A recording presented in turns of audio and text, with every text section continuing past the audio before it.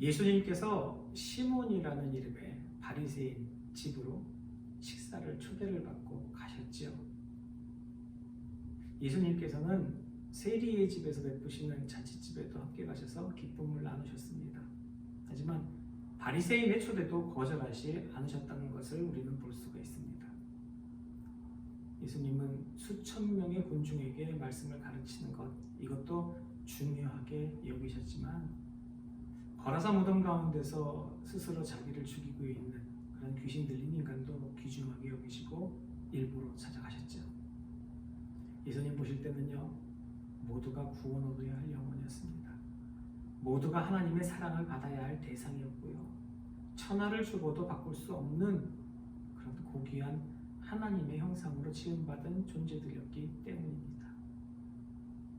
우리는 이런 예수님을 보면서 우리 자신을 돌아봐야 하겠지요. 맞습니다. 가난한 사람 두둔하느냐고 부자 소외시켜도 안 되는 겁니다. 또 많은 영혼을 이야기하는 동안에요, 한 영혼이 소외되게 해서도 안 됩니다. 그러니 한쪽으로 치우치면 안 되는 것이죠. 한쪽으로 치우치는 복음은 복음이 아닙니다. 복음은 모든 자들의 복음이어야 합니다. 세리도 사랑과 구원을 얻어야 합니다. 하지만 바리새인도 사랑과 구원을 얻어야 합니다. 이게 바로 오늘 본문에 나오는 주님의 복음 사역의 자세라는 것을 우리에게 보여주는 것이죠. 그런데 오늘 성경에 보면요, 그 정중하게 초대한 그 식탁 자리에서 예기치 않았던 사건이 벌어지게 됩니다. 그러니까 초청되지 않은 한 죄 많은 여자가, 죄 많은 여인이 주님 곁으로 다가가죠. 여기서 이제 죄 많은이라고 얘기하는 것은요, 성경에도 그렇고 이때 당시에는 이 죄 많은 여자라는 단어를 표현하는 것은 일반적으로 매춘부를 의미하는 겁니다.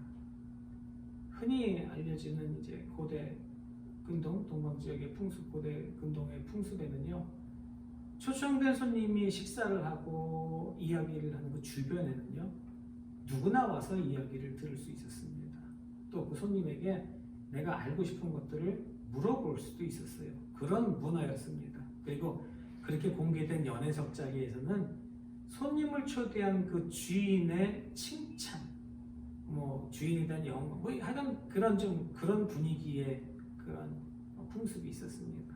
그러니까 지금 예수님께서 식탁에 초청이 되셨죠. 이 예수님께서 초청된 이 식탁의 주변에도 초대되지 않은 그 호기심을 갖고 궁금증을 가진 여러 이웃 사람들이 와서 지금 그 예수님의 이야기를 듣고 있었을 겁니다.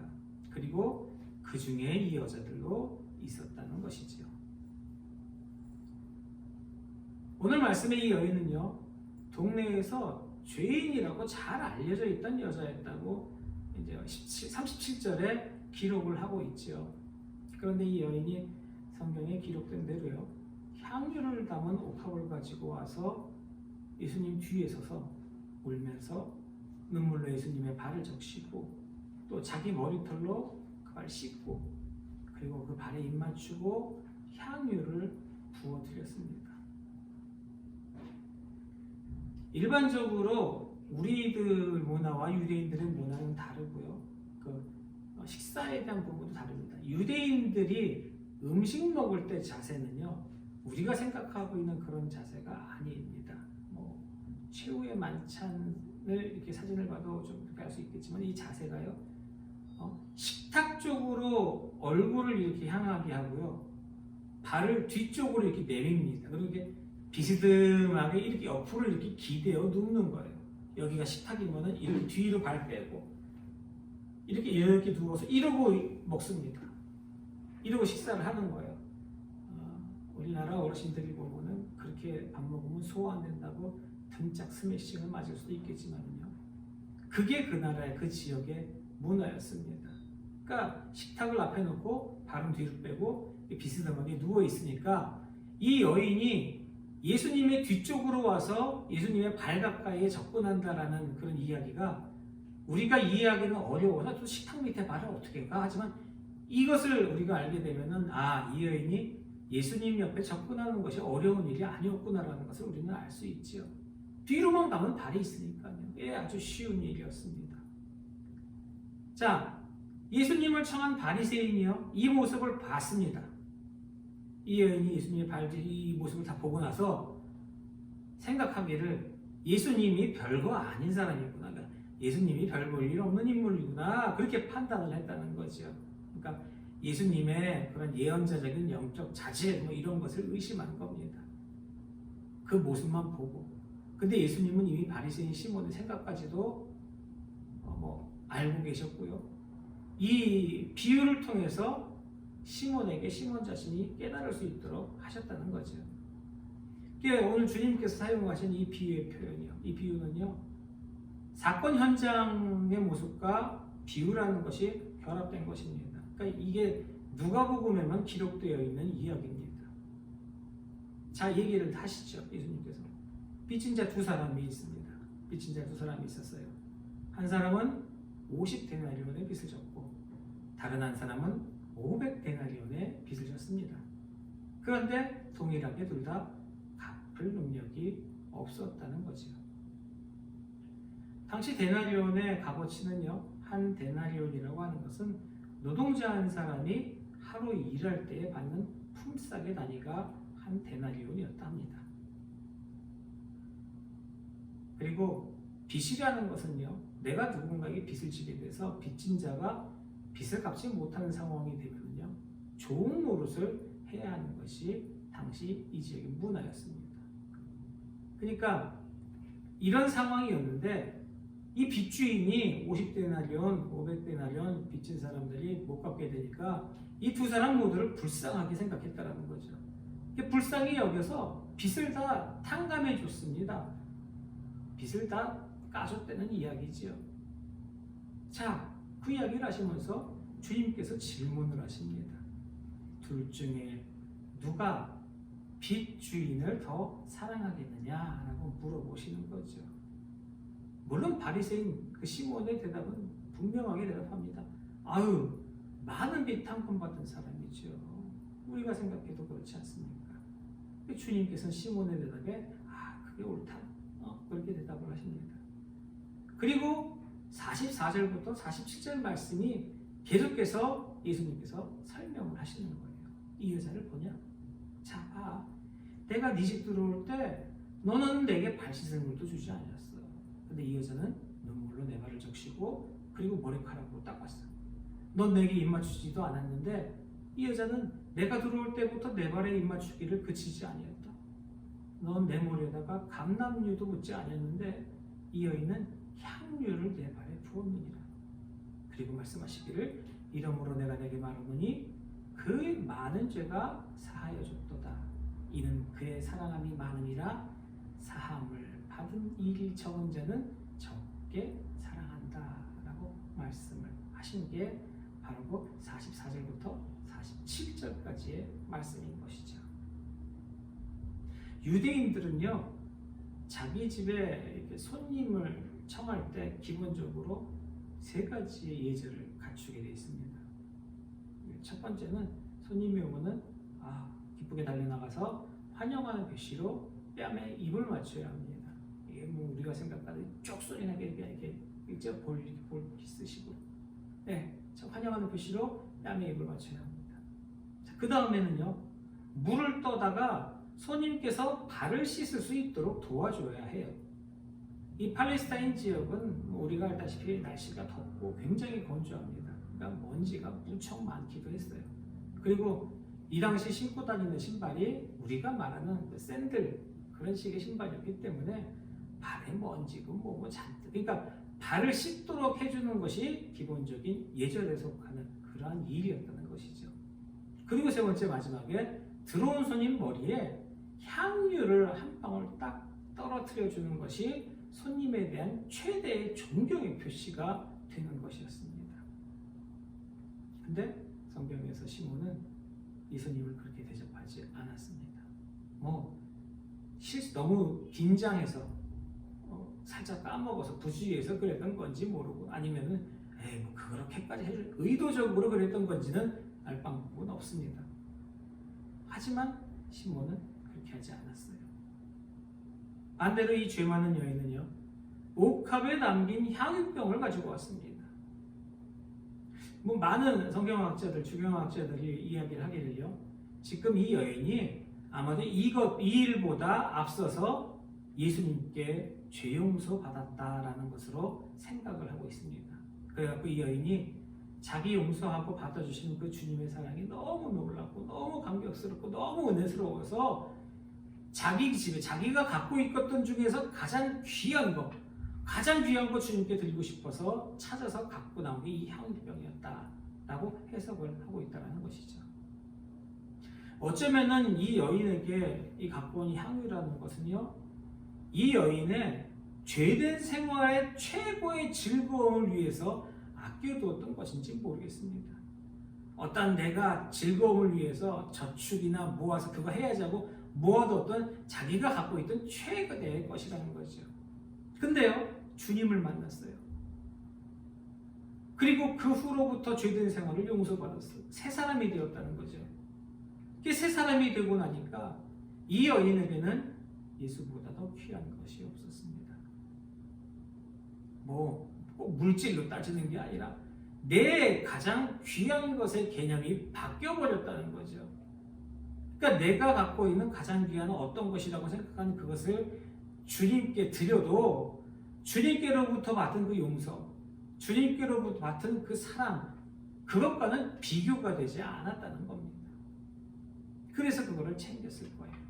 근데요, 갖고 왔어요. 막상 이 여자가 향유병 가지고 주님의 발곁에 딱 섰습니다. 갖고 딱 섰는데 그 딱 쓴 순간 그녀의 가슴속, 마음속에는요, 정말로 감격의 그런 벅찬 마음이 샘솟듯 올라왔을 것이고요. 그 감격과 너무나 큰 감사에 분명 눈물샘이 터졌을 거예요. 눈물이 그거는 분명한 사실이죠.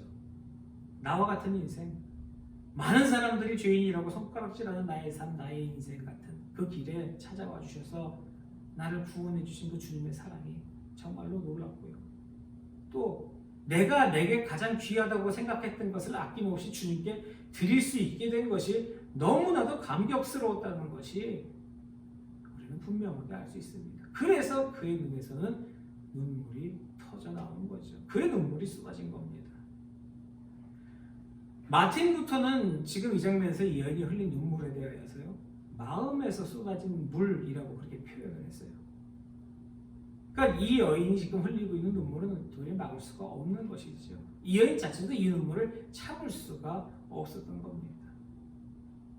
매번 죄 가운데 생활하던 나, 그것을 맨날 보고 행하다가 죄의 입구와 출구가 되었다고도 말할 수 있는 그 나의 눈, 그녀의 눈이 이제는 내 모든 삶의 회개와 그 받은 감격의 사랑에 복받쳐서 눈물이 터져 나오는 그런 아주 뜨거운 샘물이 되어버린 것이죠. 자, 그 눈에서 눈물이 터집니다. 얼굴이요, 뭐 얘기했죠. 죄된 삶, 그런 삶 살던 여인이 화장품, 또 그런 여러 가지 위선, 그런 걸로 뒤덮여 있었던 어찌 보면 가면과 같은 얼굴 아니었겠습니까? 그 가면과 같은 그녀의 얼굴이 그 터져나오는 샘에서 나오는 그 뜨거운 눈물로 인해서 지워지고 벗겨지고 얼룩지고, 이거 어떻게 보면요, 눈 번지고 막 이런 굉장히 추한 모습 아니겠습니까? 하지만 그것은 추한 모습이 아니라 진실된 그녀의 모습이 나타나게 되었다는 거죠. 정말 이 여인은요, 이렇게 복받치는 눈물이 터지고 이렇게 울 것이라는 거 분명히 예상하지 못했을 겁니다. 그러니 뭐 준비한 것도 없고 눈물이 펑펑펑 뚝뚝 떨어지면서요, 화장을 역시도 떨어지는데 엉겁결에 내 눈물이 떨어지니까 예수님 발에 떨어지는 겁니다. 눈물이. 그래서 어떻게 해요?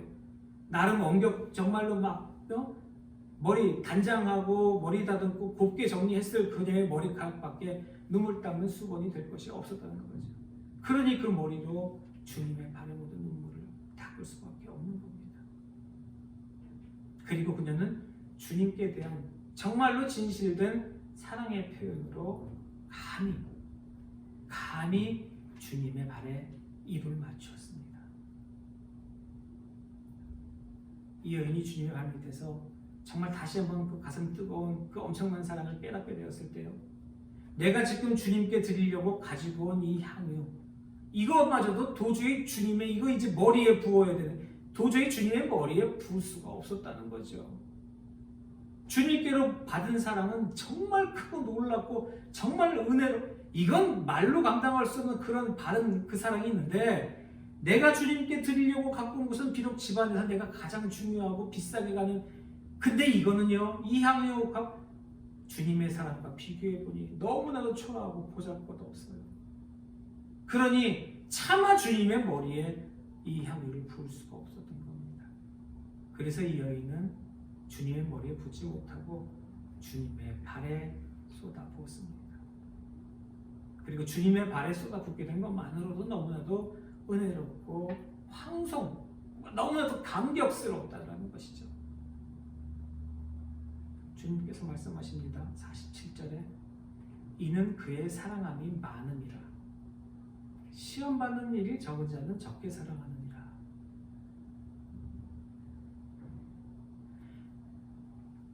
예수님께서는요, 이 여인에게보다 더 큰, 더 놀라운 사랑을 우리에게 베풀어 주셨습니다. 그러면 우리가 예수님께로부터 용서받은 것이 적기 때문에 주님을 덜 사랑하는 것일까요? 분명한 사실 하나 있습니다. 우리 모두는 빚쟁이가 아니었습니다. 우리 빚쟁이라 빚진 자, 빚진 자 아니요, 우리는 빚진 자가 아니라요, 하나님 앞에서 완전 파산한 사람들이었어요. 그러니까 도저히 어떻게 할 수 없는 그런 인간들, 그런 사람들이었다라는 거죠. 그러니까 우리가 오직 하나님께로부터 정말로 크고 놀라운 그 주님의 사랑 때문에 무조건적인 용서를 받은 것 뿐이지, 우리가 어떤 존재나 그런 것 되지 않았다는 거죠. 하나님 앞에서요, 우리 모두가 뭐 어떤 사람은 용서 많이, 죄가 많이 져서 용서 많이 받고, 어떤 사람은 죄가 적어서 용서 조금 받고, 이런 것이 아니라는 겁니다.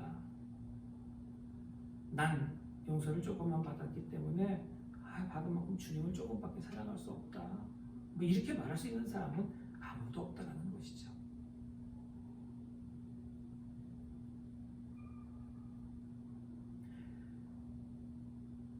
문제는요, 그 용서하신 하나님의 사랑에 대한 감격입니다. 나를 구원하신 그 주님의 그 크고 놀라운 사랑, 그것에 대한 내 마음의 감격이라는 것이죠. 주님의 사랑을 깨달을 수 있는 만큼, 그러니까 많은 것을 내가 용서를 받았다라는 그 감격을 가지려면 주님의 사랑의 그런 정말 그 크기, 그 놀라운 은혜를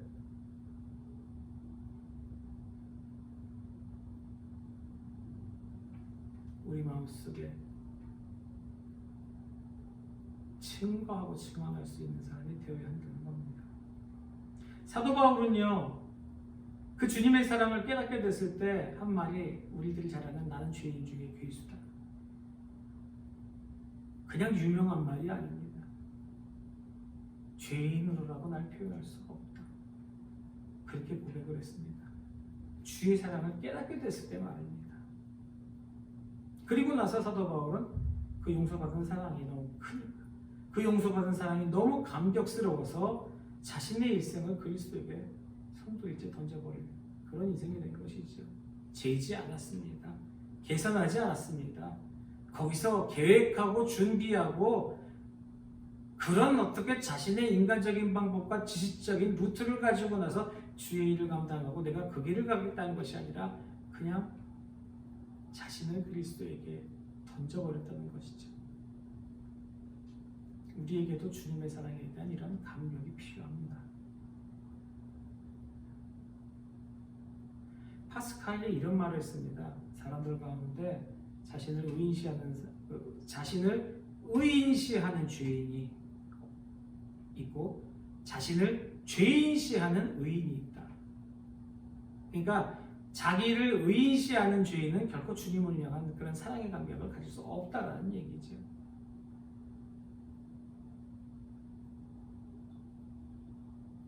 페르시아의 시인 사디가 한 이야기입니다. 시인의 넌픽션. 예수님께서 지상에 계실 때 성자라고 불리는, 높이 불리던 한 수도사의 집을 방문하게 되었다. 이렇게 얘기가 시작합니다. 지어낸 얘기겠죠. 예수님이 계실 때 한 정말 성자라고 얘기하는 한 수도사, 대단한 사람이죠. 그 사람의 집을 방문하게 되었습니다. 근데요, 마침 그 마을에 찾아간 그 마을에는요, 정말 흉악한 젊은이가 하나 같이 살고 있었습니다. 얼마만큼 흉폭하고 흉악한 젊은이였냐 하면은 이 사람이 너무나도 흉악하기 때문에 사단도 두려워서 이 청년을 만나면 몸을 움츠리고 도망갈 정도였다라고 얘기를 하는 거죠. 그런데요, 이 젊은이가 예수님께서 거기 왔다라고 얘기하니까 예수님 만나려고 이 정말 거룩한 대단한 수도사의 집에 찾아오게 됐어요.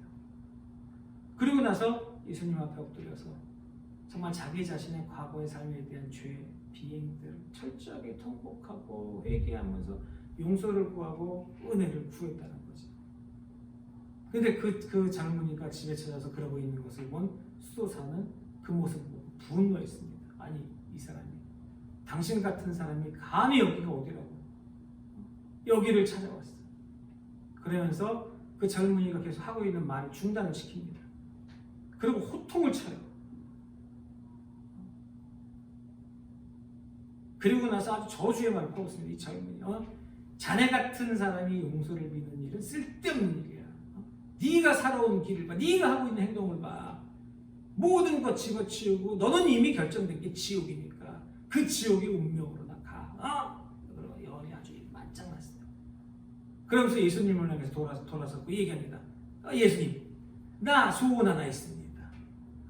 제발 마지막 심판날에 저런 악한 저런 악한 젊은이에게서 가장 멀리 떨어진 곳에 있게 해주십시오. 나는 저 사람 같이 있을 수 없습니다.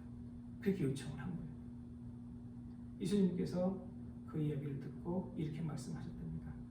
아하, 두 사람의 기도 잘 들었어요. 두 사람이 원하는 기도를 모두 들어주는 것이 옳은 일이겠지요.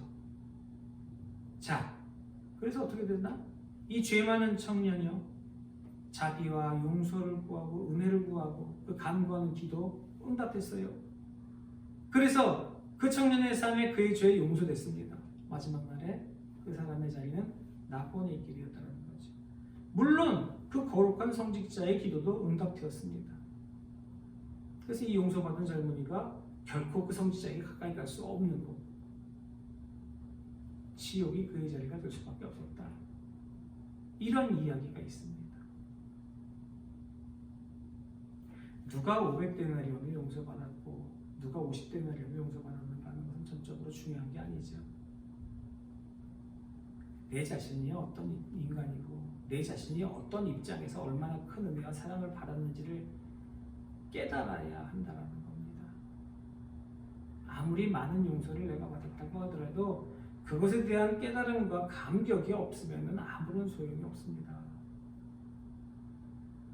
아무리 작은 것의 용서를 받았다고 하더라도요, 그 사랑이 정말로 놀랍고 감격스러워서 와, 정말 세상에서 나처럼 많은 용서와 사랑을 주님께 받은 사람이 없다, 그런 마음으로 겸손하고 가슴 뜨거운 감격이 있을 때 정말로 우리가 감격적으로 주님을 사랑할 수 있게 된다는 것이죠. 그게 사도 바울의 감격이고요, 이 여인의 감격이고 성도가 마땅히 감격해야 될 그런 감격인 줄로 믿습니다. 우리 가슴 속에요, 세상에 나처럼 주님의 사랑과 은혜를 받은 사람이 없구나라는 철저한 깨달음과 감격이 필요하다는 것이죠. 나에게 말씀하시는 주님의 은혜가 무엇이고 내가 있는 자리에서 내가 해야 될 소명과 사명과 주의 자녀로서의 삶이 어떤 것인지를 지식적으로가 아니라 가슴으로 깨닫고 그것을 위해 기도하고 그것을 위해 최선을 다하는 삶이 필요하다는 겁니다. 그리고 그런 생각이 우리로 하여금 그 500데나리온 빚을 용서받은 자의 그 감격, 그 놀라운 감격과 터질 수밖에 없는 가슴의 감격을 가지고 그 마음 가지고 주님 사랑할 수 있도록 만들어줄 것이라는 것이죠.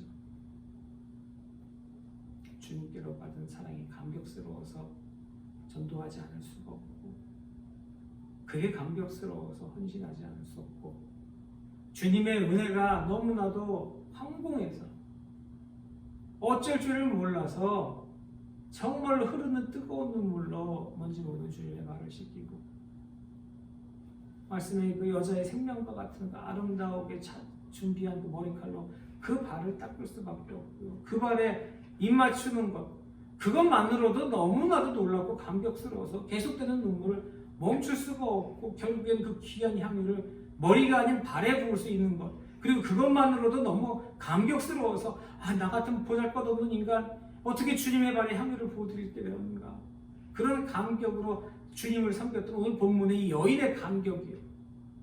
이 여인의 사랑이 저와 여러분에게도 필요하지 않습니까? 주님께로부터 받은 은혜와 사랑이 한이 없는데요. 지금의 내 모습과 내 길을 보면 주님 위해서 한 일은 너무너무 적습니다. 주님께로부터 빚진 것은 한이 없는데요. 주님께 그것을 갚아드려야 되는데 갚아드릴 만한, 내가 드릴 만한 것은 너무나도 적고, 가진 것도 없고 할 줄 아는 것도 너무도 없습니다. 그러니까 주님 앞에 나왔는데 그것이 없으니 감히 얼굴 못 들고, 흐르는 눈물을 감당할 수가 없어 계속해서 눈물밖에 흘릴 수 없는, 그렇게 주님을 사랑하는 주의 자녀 성도가 되어야 한다는 것이지요. 누가 시켜서 하는 것이 아니라요.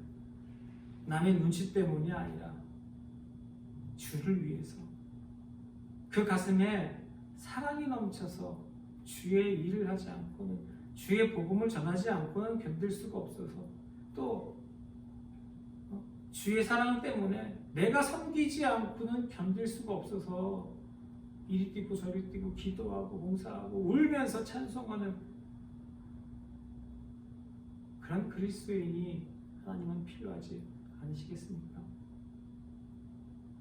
오늘 말씀에 그의 사랑함이 많으니라, 사랑함을 받은 일은, 사랑함을 받은 일이 적은 자는 적게 사랑하니라 라는 말씀이 오늘 저의 가슴을 찌릅니다. 세상에서 용서받은 것이 가장 많은 자처럼, 그러니까 500데나리온 빚이 아예 500이 아니라요, 5천, 50만, 5조, 셀 수 없는 그 엄청난, 정말로 그 엄청난 죄를 용서받은 그 사랑과 그 감격, 그 사랑과 그 감격 때문에 내가 주를 위해 헌신하고, 내가 주를 위해 충성하면서 눈물과 사랑으로 주님께 사랑을 바치며 살아가는, 나를 내세우고 내 감정과 내 생각, 이런 것들에 정말로 주님께서 원하시는 말씀을 가지고 아름다운 복음 전파의 사명을 가지고 주의 뜻대로 살아가는 그런 아름다운 성도들이 되시기를 주님의 이름으로 축원합니다. 기도하겠습니다.